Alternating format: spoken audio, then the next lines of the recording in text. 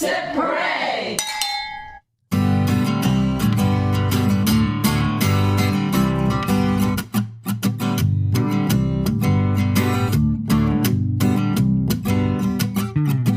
Hello and welcome to Sip, Sip, Hooray, a podcast for wine lovers and the wine curious, where we get to know the people behind the label of some of your favorite bottles and help you discover some new favorites too. People often say wine is like art in the glass. Well, on our show today, a vintner who's combined her artistic and winemaking talents into a bountiful and beautiful career. Darcie Kent has helped to shape the modern Livermore Valley wine scene with her tireless efforts, not only at her own successful winery, but also helping to share and promote the Livermore Valley wine region and its wine scene with others. Darcie is a fifth-generation winemaker who, as she puts it, has both paint and wine running through her veins. She is a gifted artist and a talented winemaker, and also a really good person. We met Darcie years ago during our TV days, and we are so happy to have her join us today on Sip, Sip, Hooray. We are, of course, the two Marys who like to eat, drink, and be merry. I'm Mary Babbitt. I'm Mary Orland. We first met Darcie Kent, her husband David, and daughters Kailyn and Amanda more than 20 years ago, hard to believe, when we filmed a story with her for our NBC TV show In Wine Country. Then the subject was wine, but it was also about her interior decorating skills, and she gave us some fantastic tips. We remember her daughters being very young and into their own art projects at the time. Back then, Darcie was almost famous and on her way in wine, and she started it all with a single variety, Merlot, and her own art as the label. Now, her girls have grown up into sixth-generation vintners, and the inspiration for one of Darcie's latest ventures, Almost Famous Wine Company. Darcie and her family have also developed a beautiful property with a 100-year-old red barn said to have been owned by a famous singer, which we'll discover later. Fast forward to today, we are here at the Darcie Kent Winery in Livermore Valley, and we are so excited to be here to see you again, Darcie. Welcome to Sip, Sip, Hooray. Thank you. I am so delighted to welcome you guys back. There's been a lot of changes since we've last been together, so I'm really excited to tell you about them. Good. You're going to need to catch me up because you are one busy person. I'm not really sure how you do it all. I mean, seriously, how busy, how full are your days? Completely full. And thank God I have a great team, starting with my family, my husband, David, and my daughters, but also an incredible team here on the ground at Darcie Kent and at our new wine venture, Almost Famous Wine Company. And then also the community. You know, we're really supported by not only a great wine country community, but also by the city of Livermore, by the county of Alameda, the Alameda County supervisors, and all the tourists who visit this area. So, yeah, lots of support. Yeah, well, life is good in the Darcie Kent world. I just got to tell you, you got it going on. It's a lot of fun. I love working in this industry. It is every single day I'm excited to wake up and continue on the projects we're working towards, Well, that is certainly something worth celebrating, and we're going to get off to a very quick start to wine tasting. Darcie is going to be sharing her sparkling Grüner Veltliner, which we're super excited to try. She's right now, you can't see, but wait for it. She's working on that cork. Yeah. Not always an easy thing to do, and woo, we got it. Love that sound. Well done, Darcie. So this is a sparkling Grüner Veltliner? It is. Tell me about that. Well, we started with Grüner Veltliner years ago. We bought it out of Monterey County. And in fact, the sparkling wine is out of Monterey County, King City. And then we've also planted Grüner Veltliner here within the Livermore Valley, and we're very excited about this.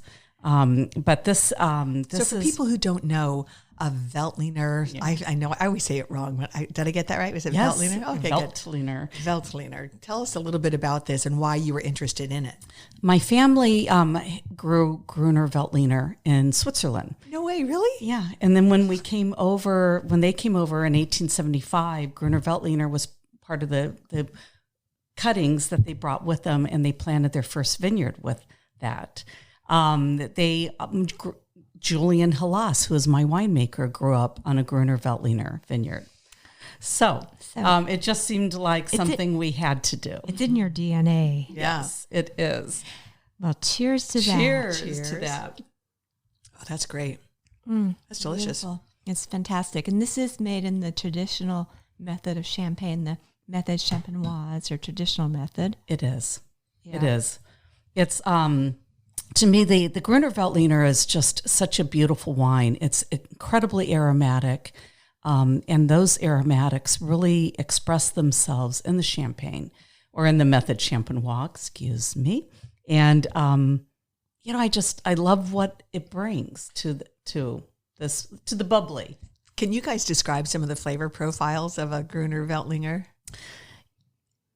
There's to me some real herbal qualities as well as fruit. I like, there's almost a white pepper on it that I find is really intriguing, but not overpowering. That along with, I feel more flower petal than actual flowers, and like fruit trees and hibiscus. I also think that it has some beautiful qualities of a crisp apple or even a crisp peach, not a gushy peach, but a white peach that, you can slice and it's pretty hard. Yeah. At that stage, I think it really expresses that.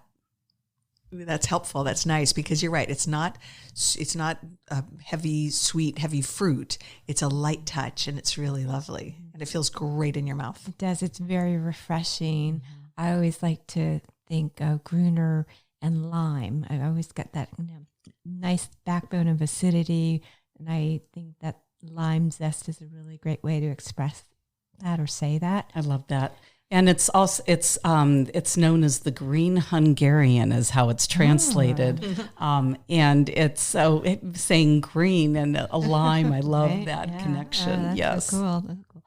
So set the scene for our listeners. We know we're here in Livermore Valley, but how do you describe where your winery is located to someone who's never been to Livermore, and then describe the property? Livermore is situated 45 miles due east of San Francisco. It's in Alameda County, which is the same county as Oakland. So we're a part of the urban city. We have a huge population, not only to the west of us, with both of those cities, but San Jose to the south, Tracy, Modesto to the east. There's a lot of commute traffic over the hill, and everybody comes over 580. 580 is 4 miles south of us. And they, like us, had no idea that this beautiful wine country was just simply 4 miles south. And when you get off the highway and come into this rural setting of just beautiful hillsides that right now are very, very green. Incredibly green. Like Dublin green. But also, in the fall, they turn this gorgeous goldenrod yellow, and it's stunning with the green vines. And then as the vines change color, it's beautiful. But rolling hills that cascade up to taller peaks that some of our vineyards touch 1,200 feet. Most of them start above 600 feet. So we're actually quite high in elevation. And we get the cooling breezes from the bay that are very persistent. You felt them today as we were walking around the vineyard. It is a very important part of the winemaking process for us. Helps to cool down those grapes in the summer. Yeah. We have a huge diurnal swing here. We move from 40 degrees every single day. And so that helps the grapes shut down at night and keep their acidity. And it is just what contributes to us being such a great wine growing region. Well, not to mention great soils, clay and gravelly rock. It's a really pretty wine country. It's gorgeous too, just to look at. As you said, you're not that far. You're part of Alameda County, but you're a world away in terms of the difference between Oakland, which isn't that far, San Jose, which isn't that far, and Livermore. It's like a little slice of paradise. As you said, you come over the hill, it's like, it's really beautiful. It's really beautiful. And then you come on to the Darcie Kent property. Tell us about this magical place. This is a beautiful property. It's a little over 13 and a half acres, and it was once owned by Bing Crosby. And the Red Barn, which we've now painted purple, is the last building that was here when he owned the property. So we call it funny. Bing's Barn, just lovingly. Bing's Barn. So, yeah. How did Bing Crosby find Livermore Valley? His family still own a great deal of property in this area. His wife was here getting treatment and at the hospital, and he was out, visiting her and thought, this is a great place. We get out of the cold San Francisco fog, and, this will be a nice place for us to have out here, to hang out. So they bought this property, and they still own many properties all throughout the Bay Area. I did not know that. Yeah. All right, so you've been at this a while. Tell us your origin story of wine. You're a fifth generation? I am. My family grew grapes and made wine in Switzerland. They came over during the really when there was the famine, and a lot of people came over from their village of. There are several villages that they were from, but outside of Interlaken, all around Interlaken Lake. So they came over, and my great grandfather came and planted the vineyard in 1875. The rest of the family slowly trickled over, and more friends and family, and they opened the winery in the cellar of the family house in 1883. We were the 62nd bonded winery in the United States when they started bonding, but we were here before bonding began. It ran continuously, even through Prohibition. Well done. My mom and dad, my mom and my uncle's still alive, and my aunt is still alive, and they still tell me stories of, getting a penny a bottle for washing the bottles and scrubbing those labels off and then refilling the wine out of the barrels. My great-great-grandfather painted murals on the walls and all around the cellar of scenes back in Adelboden and Interlaken and all, the lake scenes. And my mom always used to express that it was such a shame because they closed the cellar off after he fell down the stairs and died. And one of my great aunts fell down the stairs and also died. So they closed it off and wouldn't let anybody in there. It was after Prohibition, and they built a new winery behind the house with a music hall. Really? And yeah, we'll explain the wow factor on that a little bit later. Things are coming full circle. Yeah, there's a lot of they are. So it just. But that one piece of history came back several years ago when we opened up here at this property. So 10 years ago, we were here, and I got a call from Fox News, and it was a gentleman out of Kansas City, and he said, "I'm doing research on your family, and I came across your name, and can you help me? Because I'm trying to do a little spot on your family history, family winery." And so, I told him, gave him the addresses, told him about everything. And he actually went out to the property, met the owners who bought it from our family, and talked to them, which is something I've never done. Because there was so much sadness in the family over losing the winery that we just... And this was where? This is in St. Joseph, Missouri. So it's about 45 miles due north of Kansas City. Okay. So when the spot was going to air, he said to me, this gentleman who owns the house, he wants to speak with you. Can I trade your emails? So we traded emails, and I watched the spot, and, I called up the owner, and I was talking to him, and, we're talking back and forth, and he's like, wow, can you tell me about the murals? And I'm like, where? And he said, in the cellar. And it still brings me to tears, chokes me up. I said, you opened the cellar? And he said, yeah, it's my man cave. And on the phone, I just said, can I come out? And I did. And Fox News heard of it, and it became part 2 and part 3. But it was so amazing to be there and see the murals, and then go upstairs and drink wine together. Oh, this is cool. And that I brought, and drink it in the kitchen, just like my, family would have years ago. This gives me chills. Yeah, it was very special. They were architects and artists, Christian, and he painted his own wine labels, and they, of course, made the wine, and yeah. So was all that in the back of your mind as you were creating Darcie Kent? Yeah, and how did you decide you were going to do it too? Like, did you ever consider any other line of work? Not really. I started out, I was a sales rep and then a manager with Procter & Gamble. Mm-hmm. And once I worked through Kailyn, but then when I got pregnant with Amanda 2 years later, I just decided it was time to be a mom. And paint. Get back to painting, because there wasn't enough time in the world. So, at that point, we decided David got a job offer. He was also with Procter & Gamble, and he got a job offer out here to go work for the Gallo Wine Company, and to develop their fine wine business.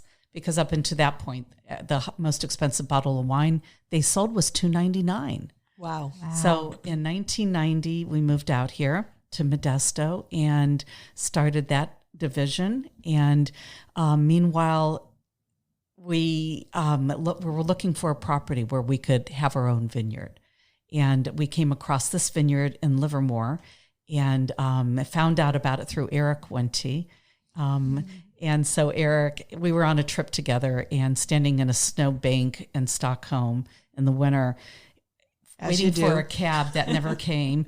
And we were telling him that we were looking for property up in El Dorado. And he's like, why don't you look at Livermore? And we said, yeah, that might make a whole lot of sense for us, being closer to airports versus further. Sure. And so we came out the next weekend and met with Phil Wente. And he showed us around the properties that they had available. They had made these 20-acre parcels to try to entice people to put their homes on the vineyards. And it's in a conservancy, and just to help preserve agriculture in this valley. It's, this valley is so close, and the land is very expensive. It would have been lost to homes and development had Alameda County and the Wentes not established this land trust and really supported the wine country. So we're so grateful for that. We fell in love, bought the parcel, one of the parcels, and within that same week, so did Rhonda Wood, who you've also interviewed, and many other, there's 10 neighbors. Right. And we have raised our children together and continue to really enjoy this amazing world. Speaking of Rhonda, I remember after we finished filming at your place, we went to Rhonda's place just to meet her and say hello. And she was making wine in her garage too. And yes. So look at how far both of you have come. We both started in our garages, that's for sure. And so David always said I was living his dream, because one of his co-workers, Chris Lynch, his wife Brenda was my first winemaker. And she really studied the wine side. I really studied the viticulture side. And we came together and sold 50 cases. The rest of the vineyard was sold to the Gallo Company. They bought our fruit, but allowed me to take off 50, enough for 50 cases every year to support a wine club that I had started. Unbelievable. Yeah. Well, and so we were kind of, Mary Orland and I were going, ooh, when you were saying that was it grandfather painted the labels on his bottles and had this art and wine connection, which you've continued. You're a talented artist. And one of the coolest things about all of your bottles is they feature your beautiful artwork. And these are stunning images of vines, and I'm looking at 4 right now, and they're just eye-poppingly beautiful. And I just think it's so cool that you have these dual things going on, both the winemaking and the artwork, I don't think I could live without either of them. The painting is really a Zen thing for me. It quiets my brain. And it's such an important aspect of my life to be able to do that. I've always wanted to do it. It's just been, when my mom asked my sisters, my two older sisters and I, all at the age of 13, after, 5 years of piano practice every single day and lessons, we had the choice to continue or to quit. And both my sisters continued. When I was asked the question, I said, I want to quit. And she's like, well, you have to have a good reason. And I said, well, my reason is that I want to spend that time painting and drawing and becoming an artist. And that's what I did. Good for you. Fantastic. So you kept up something creative, but something that you were more passionate about. Yes. But having the vineyards is an incredible accompaniment. It is very humbling to be in the wine industry. Mother Nature is an incredibly fickle business partner. And she's in charge. She's in charge. and you must, bend like a willow to make changes and to address it. Not just environmentally, not just with the weather and the land, but it's also the new generation. What do people want to drink? How do they want to drink? How do they want to experience wine? How do you attract them to your area? You've come up with a pretty cool new plan. You want to tell us about it? The almost famous aspect of the Darcie Kent world? We're very excited about Almost Famous. That was born during COVID. We were remodeling because we knew we had to move outside. Because you couldn't drink inside. We can't drink inside. So we were remodeling to the barn, the purple barn. Mm-hmm. And that was going to be interior tasting for really windy days or really cold, rainy ones in the winter. But for the rest of the time, people could be out on the terrace and green, which is gorgeous. You're surrounded by vineyards on all sides, and the views across the valley are spectacular. They are. We did a little walk around before we sat down to record, and it's just amazing. And I bet it's even more beautiful when the vines start leafing out. It is. All times of year, it's really pretty. It's green year round, which is odd, because when the hillsides are brown, the vineyard's green. When the vineyard's in dormancy or in fall colors, we're starting to get our rains and the grass is green. That's true. So it's really lovely. We get these beautiful, vibrant colors year round, which probably is the inspiration for my paintings. But I was going to ask you about that because one thing I've always loved about your art is how colorful it is. I can't paint subtly. I'm not a very subtle person either. But it's just as hard as I try, I can't tone it down. I just see the bright colors. I see the intensity of the colors as I see the world. And I just have to express that with my art. So I've done all the labels for Darcie Kent, and we started expanding into new labels. Mm-hmm. And it was getting we were getting to have a lot of brands here. And COVID hit, we were going outside. We needed some place to store the case goods. So we rented a place over in Vasco Row, which is a kind of an urban wine area of our Livermore Valley. We have distilleries there, breweries, and a whole bunch of wineries. Kind of like the center of winemaking in Livermore. Yeah, it's a whole lot of fun down there. We're all right next door to each other, and we help each other out and save each other's lives. And when accidents happen, and it's a lot of fun. So we were down there and storing the grapes, or storing the wine in the case goods. And my husband David and I just kept looking at this place, thinking, we should be a part of the Vasco Row and we should have a winery here. And he said, well, this would be the perfect time for us to split the brands and take Burgundy and Bordeaux to Darcie Kent, with my painting wines where I do the painting. And then all the new labels that are more Italian or, there's just a whole bunch of other varietals. Let's take those over to Almost Famous. Mm-hmm. So it was going to be a tasting room, but we kept looking at it as we were cleaning it out, and it seemed like it could be just such a great music venue, and we love music. And we thought the one thing we don't have in this area, and the one thing that's being lost during COVID, is supporting singer-songwriters. So the venue only books singer-songwriters, but we have Grammy Award-winning artists, and it's really gathering momentum and sells out almost every weekend. So it's called Almost Famous? It's called Almost Famous Wine Company. And tell me, so when you go there, what is it? What are you seeing? Is it is it an indoor thing? Is it outdoor? It's all indoor. Mm-hmm. So inside a warehouse. Okay. And it's kind of got a Brooklyn vibe, you know, brick and dark walls and, a big chalkboard wine bar, So you come into the front lounge and that's what you see, brick and the bar and the chalkboard.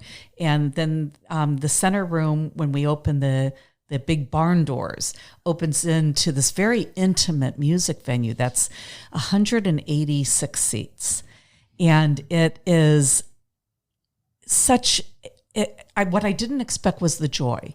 And it's this, Tommy Castro expressed it very well, and he just stopped one night when he was playing, and he said, "This is incredible because we try as artists to bring this joy out to you, and then you all send it right back out to us." There's very precious few venues like this where there's this kind of connection with the artists, with the audience. Well, I can attest to that because last night I joined you at Almost Famous.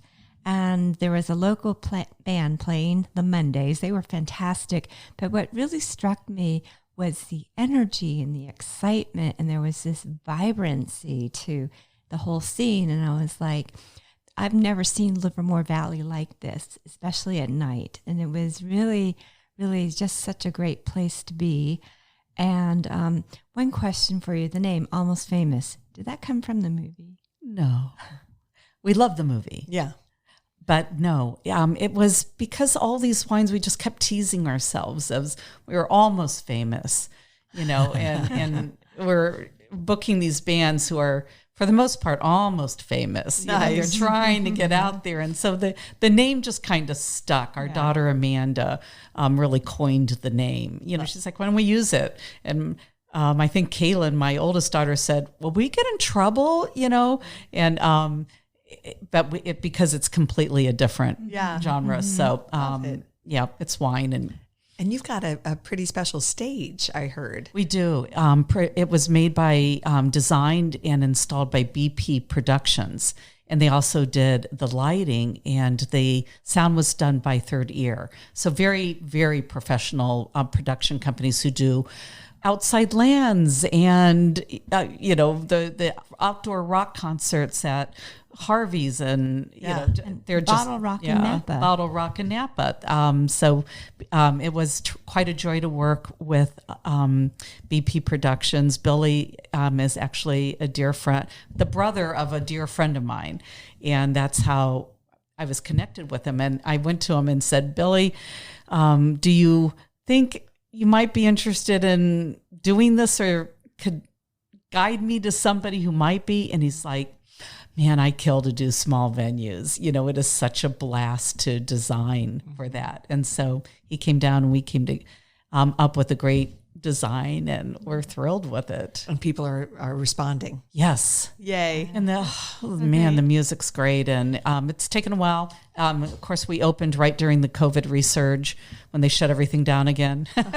Well, just to give our listeners an idea and to entice you to visit Almost Famous Wine Company, we've got a clip that we'll play right now.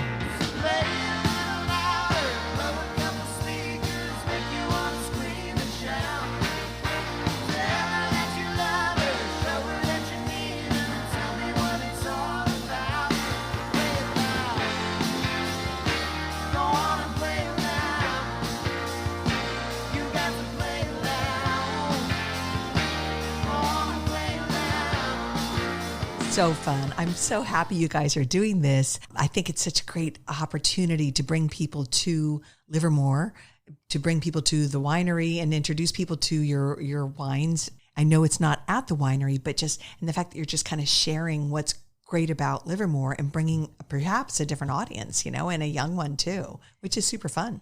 It is. That's one of the real challenges right now, I think. We have many challenges for the Livermore area. It is pretty much in the heart of an urban area. Thank God our supervisors really care to preserve this agriculture area. It does perform such an amazing, it's an amazing function because it helps to separate the cities. Mm-hmm. And it helps to create a fire break between the cities because of wanting to, the vineyards don't burn very easily. So the vineyards are a great fire break. Yes. And it's nice to have a green area in between. But the vineyards are expensive to plant here because the land is very expensive. We are enjoying right now a renaissance in a way. The wine country is experiencing a lot of great new prospects that we've been working on for years, but they're just happening. Like we're going to get a sewer, which is incredibly important. And getting off septic I did fields. not expect you to say that. I know. But that is so critical because that's going to allow us then to have a resort hotel and a lot of amenities that currently we cannot have because we don't have a sewer. Wow. We're all on septic, right? Oh, no, I wouldn't have thought that explains some things. Why hasn't Livermore Valley taken off more as a wine region? Because the wines are beautiful. You just poured us your Sauvignon Blanc. Yes. And this is Sauvignon Blanc. It's a variety that has always done so well here in Livermore and so unique to the profile, the taste, aroma profile is very unique, a sense of place. But why hasn't it taken off more? So not being able to build the infrastructure you need to support visitors, not just day trippers, but visitors who want to come spend a weekend in Livermore. Right. So the largest hotel we've been able to have is similar to where you're staying at Purple Orchid Inn, which is a lovely inn. But, when you can only get 8 rooms at an inn, you're not going to build your tourism. So we also got approved for a hotel downtown. Once the sewer's in, we'll be putting in a resort hotel down this way. The wine country, due to Mother Nature, thank you, we're getting cooler. As the Central Valley is getting warmer, it's bringing in the winds and the fog deeper, longer. So we've actually moved from a cool Region 4 to a warm Region 3. And that is allowing us to plant new varietals. As the new generation comes up as wine consumers, they don't want just to drink Chard and Cab and Merlot. Right. They want new varietals. They want something that their parents or grandparents weren't drinking. Exactly. Yeah. Sauvignon Blanc is one of those varietals that's really benefiting from this climate change. And yes, it is a historic grape, but it never was it kind of died with my generation. Our grandparents drank it, but my generation didn't drink it that much. This Sauvignon Blanc in the Livermore Valley is the one that blew the Paris Exposition out of the water by winning the best wine, and white wine. That was back in 18 or whatever. Late 1800s. And I think one thing people don't know about Livermore Valley is the history here, that started really life as a grape growing region in the 1950s. And the Wentys and the Concannons are families that are still around. Well, and Cresta Blanca was here, and Ravenswood, right. And these were all up and running in the 1880s. But these wines really made their mark on the international wine scene, winning these international wine awards.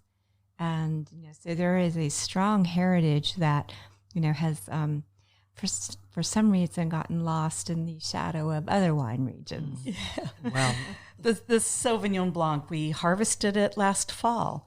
We bottled it in December. And the aromatics on this off the charts. Yeah, It's the best nose ever. I always wait for the first, there's always a bottle that breaks or a bottle that tips over on the bottling line. And I look forward to that because then the entire room is perfume from that variety, from the wine. I think some people don't like Sauvignon Blanc because it smells very grassy or super herb, like you think of Sauvignon Blanc from Marlborough in New Zealand, but this is just so floral. Well, it's a different clone. Yes. So it's a Sauvignon Musk clone. And that is what makes the big difference. And now most of the new vineyard plantings that are going into Sauvignon Blanc are going with the Sauvignon Musk clone.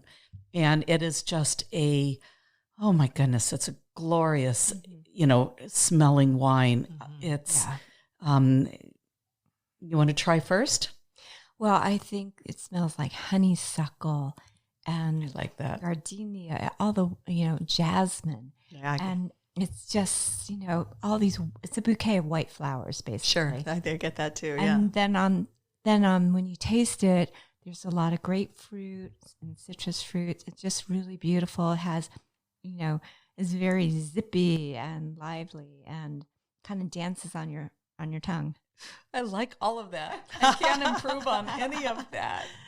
I try. Yeah, it's I a try. beautiful wine. I love what you've done with this one. But the Musk clone, it's also known as Muscat, and I have seen it in other wine regions, not so much here in Livermore Valley. So I'm excited that you're doing this.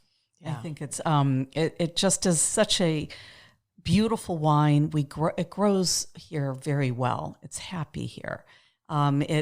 The canopy is just naturally controlled very well, and the cluster count. It self-regulates itself. It's happy here. So I just think it loves our really cold nights. It loves the warm, bright days, and it just. Oh, man, I love this grape. So do I. This is a good one. And I think you can tell when you taste a wine if it's happy in the region it's made. Yeah, you nailed this one. You mentioned when you were talking about the Almost Famous project, how your daughter, Amanda, came up with the name? Yes. And I was thinking back to when we shot a story with you for In Wine Country, and I was interviewing you, and I remember, I don't know if it was which daughter it was, but I remember the kids were sleeping on the sleeping porch back then. They were kids. They were, young, maybe young teens, if that. Right. And middle school. Yeah. And now are they working with you now at the winery? They are. And it's incredible to have them with us. And it's brand new. I mean, Kailyn has been with us for several years. She went out on the road and started selling. And then she went into the winery and was doing winemaking, and now she's doing her real passion, which is the marketing, website, ad creativity, creation, that kind of thing. So she does that, but she comes and lives here every fall on the property and does help with harvest, as well as now doing, all of the marketing side and creative side. Amanda's joining us for the first time this month. Oh, terrific. So we get her a little bit of her time. She still is a consultant with Bain. And she's able to give us a little bit of time. And we're able to use her incredible Bain analytic skills to help us. And it's been phenomenal. She really helped us turn around Almost Famous and figure out what was working and what wasn't. Because we knew nothing about music, and how to run a music venue, but she was able to figure it out just by studying the numbers. Wow, well, it's a completely different business model, I'm sure, from winemaking, or is it? There's some similarities, but it is very different. Bringing in these different services or these different amenities to attract a new generation of wine drinkers. has been pretty cool. We did receive a lot of blowback in the beginning of, we can't have beer here. And no, you can't, because of, the licensing. When you're a winery, you can't serve beer. So we just weren't positive that was going to happen. We thought we were going to make it as a tasting room over there, but really what happened is it became a music venue, and people are very intrigued and enjoying the wines, and we're getting zero feedback now about, do you have beer? Great. Well, that's great to hear, because, there's a lot of concern in the wine industry about Gen Z and millennials not drinking wine and choosing spirits and beer over that. So well done that you are succeeding with that. There's a lot of very interesting wines there to choose from our Wine Without Borders, a rosé of Grenache, an Albarino, the Sauvignon Blanc is there as well, not to mention our Primitivo, which continues to win the best Zinfandel in California every year after year with that Primitivo. And you're giving back with some of these wines. I'm thinking Wine Without Borders. Is that the one? Did I read about this? Wine Without Borders. That's one of the labels. And the one we're really having a lot of fun with, because it's our vehicle to introduce kind of underknown varietals to the world with. So the Grüner Veltliner goes in there, Albarino, Primitivo, the De Riff is going to go in there. Great. Yeah. And you also have another label, Dog Day Chardonnay. Dog Day Chardonnay and Dog Day Cabernet. They all these wines have a give back component, and Dog Day was born in order to give back to rescue societies. And to date, we've given back over $100,000 just to these charities to rescue animals, horses, dogs, and all kinds of animals. So wow. Wine Without Borders right now is going to Ukraine, to Doctors Without Borders. Oh, perfect. Yeah. That's a perfect fit. So that's great. There. We also have Fire Pit. They're all red varietals, and Pistachio Lane, its sister, has all white varietals. And then there's Loyal to the Soil, which is a Cabernet, Bing's Barn, and Strong Silent Type, which is Cab Franc, which is a great descriptor. And each of my family members, Dave did Wine Without Borders and did the label, Kailyn did Strong Silent Type, and Amanda did Almost Famous. Yeah, so I was going to say, who comes up with these great names? Yeah, it's really a group effort. My nephew did Loyal to the Soil when he came to do the murals and help us get that venue started up. But Cab Franc is the other varietal that now that with climate change and our soil profile, these gravelly soils, the clay, Cab Franc is another happy vine here. Well, let's get to that in a little bit, because before we go to red, there's one more white I'd love for us to taste and talk about. This is our De Mayo Chardonnay. And this has been one of our, when we expanded out of only being Merlot, we purchased the grapes. We went on a long-term contract with our neighbors, and their name was De Mayo. And so it was the De Mayo Chardonnay. So this wine, I'm very proud of. It was a great experience. It was selected by Michelle Obama to be poured at the 100th anniversary of the First Lady's Luncheon in Washington. Hey, and that's an honor. That is really amazing. It was a really special event. I was able to bring my daughters. No way, you got to go? I got to go, and we got to meet Michelle and have time with her.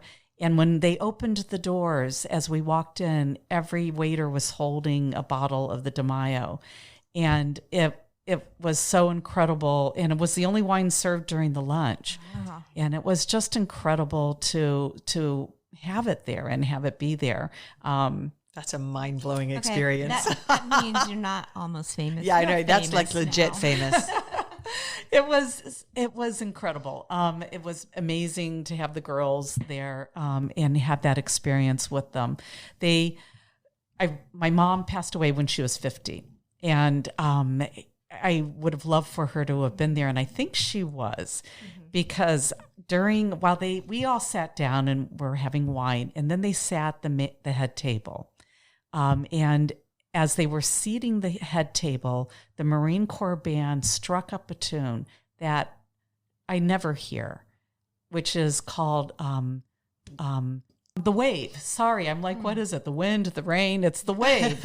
And it was my mom's favorite song. Really? And my daughters both knew it. And they said to me, all of a sudden they struck up the song, and Amanda whips her head around to me and she says, "Don't cry, don't cry." And of course I burst into tears because it felt like, my getting mom. misty just hearing the story. That my mom was there with me. How could you not cry? That was incredible. Yeah. It's so interesting how it comes full circle. We had our family heritage was done by Wells Fargo Bank not too long ago. We were selected. You have to apply. You have to be a member of the bank. You have to apply. They select you, and they have a full team of historians who go back and do your history way back to whenever. And we learned so many amazing things about our family. But one of the cool things was the morning they arrived, they showed me this Gothic German article that Christian had wrote. And he was writing back to his hometown paper talking about phylloxera and what we were doing and what we were doing in America and what they, what they could help with in Switzerland. And so in that article, they had nobody who could translate Gothic German. And they finally, the day before, they got an intern who could read and write Gothic German. So this gal translated it really quick, and they gave it to me that morning. I'm going to continue to make you cry. She see me wipe away the tears because of the story about the mom and the wave. But in Amanda, while she was an intern at the wine group, she had created a tagline for Darcie Kent Wines, which was the art of the vine. And so in the translation of this Gothic German article, I'm reading down through it, and I'm reading at the end where he's saying, despite all the troubles with phylloxera, the art of the vine is a great profession. And it's just so cool to see these things come full circle, and to have that. So I do really, It's amazing. I feel the support of so many generations behind me. Yes. Sip hooray to Sip, that. sip. That Beautiful. really is. Oh, I love that. And this is a beautiful wine. And, let's just say oaked Chardonnays are not my favorite, but there's something about this wine that I love. And it's changed a bit from the first time you all had it, which we were putting it into the Canton barrels out of Missouri. But we've switched to take it to 100% French oak. And it's really good. I can see why Michelle Obama liked it and chose it. It is. It's really, there's so many things I love about this wine, but to me, there's just that beautiful, there's the vineyard when it's ready to be harvested, the berries have different flavors, and they taste like apple and sometimes a little hint of pineapple. The berries do, and it's so amazing to taste the berries and have it translate so cleanly to the wine. Yeah.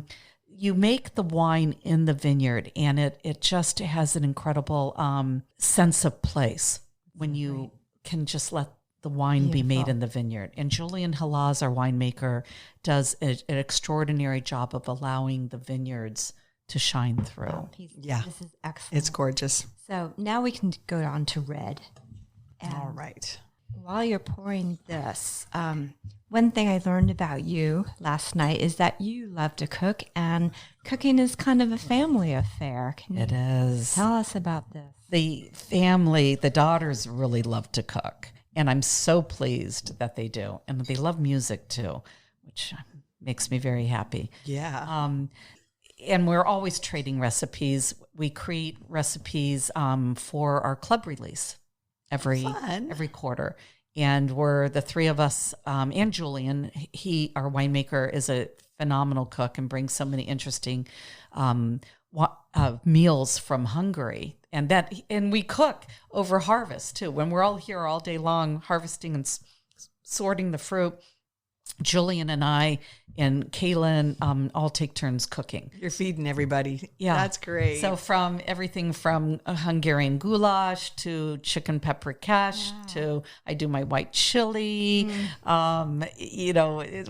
We do grilled oysters. As we get later into the season, it's a lot of fun. Please come because it is just a really exhausting but incredibly fulfilling thing to do. Yeah. All right. So what do we have here? We have our Stone Patch Cab Franc. And this is not a brand new varietal at all, but a very underplanted varietal. We put in 1.5 acres 10 years ago, and I've never seen a happier vineyard in my entire life. It just put out the best canopy. It put out the perfect amount of fruit. It just is happy. You do so little to it, and it's a happy vineyard. And we started falling in love with it. It's spicier than a Cabernet Sauvignon. It is the fruit profile. I'm going to let you describe it because I don't want to put words into your mouth, but I'm just crazy about Cab Franc. This is so good. It's kind of got a velvet touch to it. It's really soft. I love it. It is. Well, it's Cabernet Sauvignon's softer cousin in a way. And what I love about Cab Franc, and this is really beautiful, the violets just in the nose, the aroma, it's just so pretty. And then you get some blue fruit, like blueberries, some black plum. It's more plummy than it is, say, blackberry, which I really love. And with Cabernet Franc, one of the characteristics of the grape, and I think it just comes from how you manage it in the vineyard and winery, is there's oftentimes a green pepper note, which some people may like, some people don't. I don't get a hint of that here. I just get this beautiful symphony of fruit and flowers and silkiness. Mm-hmm. The two things we do to really remove that green note, which I'm not a big fan of, and one of those is the long hang time we're able to get without having the alcohol, the sugar level rise, because of the cold days, cold nights, warm days. So we get some bright fruit notes that come out, but then it shuts down every night, keeps the acidity. Mm-hmm. So we can hang it a little bit till those seeds are really, really ripe, and getting those seeds crunchy and nutty flavored, and the exposure of the juice to those seeds at that versus when they're more bitter and green makes a big difference. Mm-hmm. The other thing is we sort 3 times. It's sorted in the vineyards as it's harvested. So the picking crew, which is more women than men typically, they will pick the bins and throw them onto a sorting table that's spread over to tea bins, which are large white bins. And we stand on the side as we're going through the vineyard, and we're just pulling out all the leaves. And then we scoot the grapes into the bin, and then we get more, grapes dumped on the table as we go through. Then when it comes to the winery, we're sorting again out of those tea bins, any extra leaves, anything we see. But then it goes through up the ladder, through the crusher destemmer, and onto the table. It's a destemmer. It's not crushing anything, but it's removing the stems from the fruit. At that point, we have 8 people on a sorting table that is a shaker table. Right. And so that thing shakes and vibrates, and we're picking out everything, a tiny stem attached to the grape, leaves, anything that's not a grape. And it makes a huge difference. What a tremendous attention to detail. Absolutely. It's and the proof is in the pudding. The wine is great. This is fabulous. It's a lot of fun. We have a lot of fun visitors come. Darcie, one of the things I wanted to ask you about is a new venture you've got going. That's a bit of a a pivot from wine. You want to tell us about Another the project? pivot. Yeah, the next door project here. Yeah, next door to us, we opened up a dispensary. And it was a long project. It happened all during COVID. There was one license left in Alameda County for a dispensary. And we went to the supervisors and said to them, we need more visitor attracting agricultural products. And, in this valley, this is an agricultural product. There's no other dispensary within miles and miles and miles. We're the only one in the Tri-Valley. You have to go all the way over to Oakland to get one. But we just really believe in the product as well. And we wanted it because we wanted to support the industry. It is a valuable tool. And I can't wait till it's federally approved so it can be studied for the great benefits that people receive, such as, for me, my arthritis. It has made my arthritis pain 10% of what it used to be, which is phenomenal. And I'm able to sleep so much better. I was able to get off of sleep medications and because I used to have a lot of pain with sleep. So now I don't need to do that. And the combination of CBD and THC is amazing. So really support the industry. We rallied for the last license to be made available to the South Livermore Valley area plan, which is what these wineries fall within in the Livermore Valley. And so when we were able to do that, we let them know very transparently, if you make it available, we will apply. And us, along with many other people, applied for the license. And through a very long process that took well over a year, we were able to open last October. So what's the response been? Unbelievable. Yay, good. Yeah, and it's just bringing a lot of people to the valley that have never been here before, and they're learning about, they're seeing the vineyards, day in and day out, and what happens. They're becoming curious. They're coming in to taste wine. Well, and it's a beautiful, we walked in earlier, and it's a great space. It's so clean and beautifully done inside. And the customers we saw are, I think the whole marijuana culture of old has changed. And this is a clean, lovely, a great place to come sit. You have like a little couch area. There's a kind of like you'd walk up to the tasting bar, but instead there's people talking to you about which product might be best for your needs. Like if you're not sleeping well, if you have pain, which marijuana product would be the best thing for you. And I saw what looked like grandmas and professional women, professional adults. It's not a stony spot, so to speak. It you know isn't. what I mean? It's been incredible. I'm blown away by the amount of people my age and older who are embracing it. But hey, we were the hippies of the 60s, man. So yeah, it's not foreign to my generation, right? Well, it's not wine, but it is about enjoying your best life, right? Yes.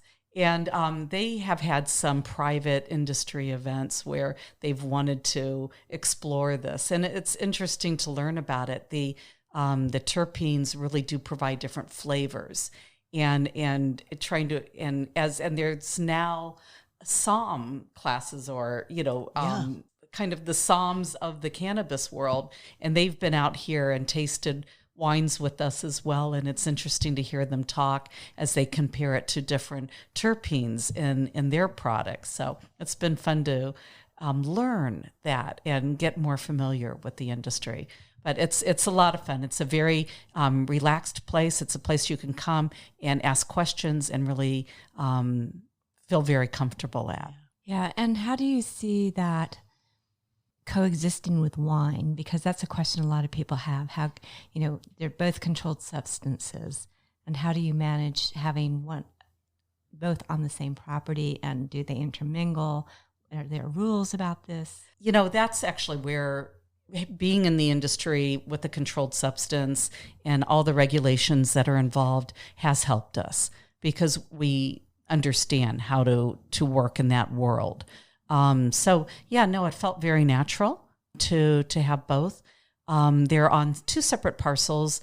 They do share a driveway, but it's been a really good, much more harmonious thing than we were hoping for it, but it's nice to see it in reality. I just love seeing all kinds of agriculture in this area pop up, from olive oil producers to farm-to-table kind of operations that supply vegetables and fruit for everybody, to the breweries and hop farms.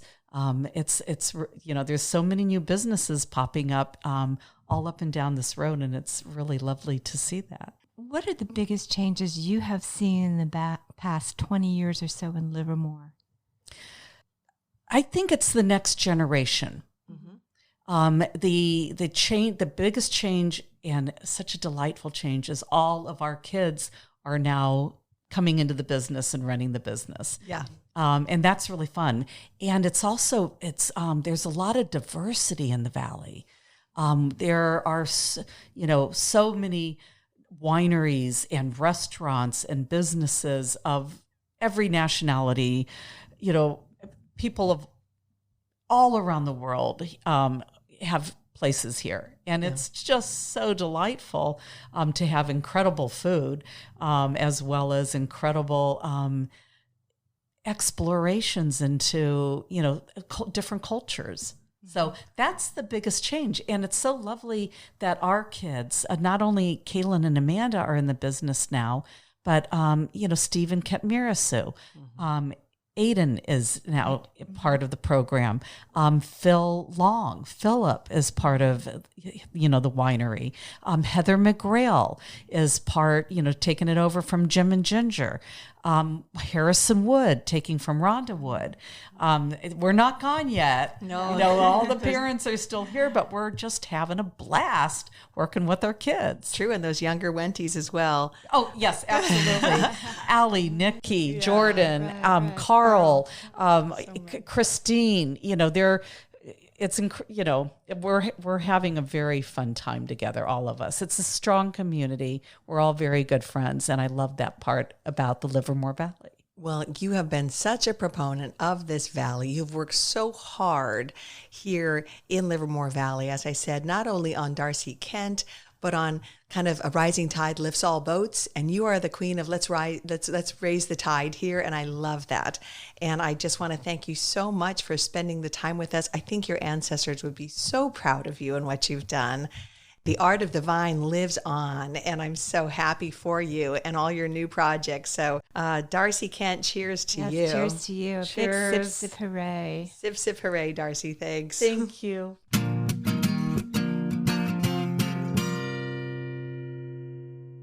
Well, that's going to do it for our show today. Thanks so much for listening. We hope that if you enjoy our Sip Sip Hooray podcast, you'll share it with your friends and you'll tell other people about us.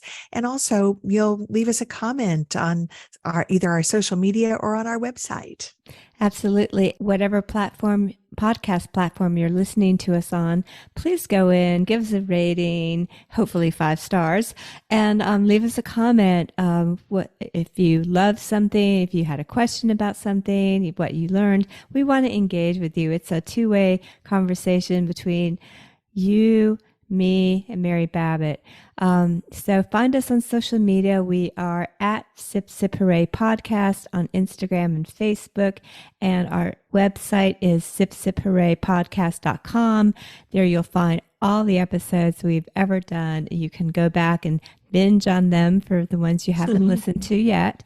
We hope you find something that you really enjoy listening to.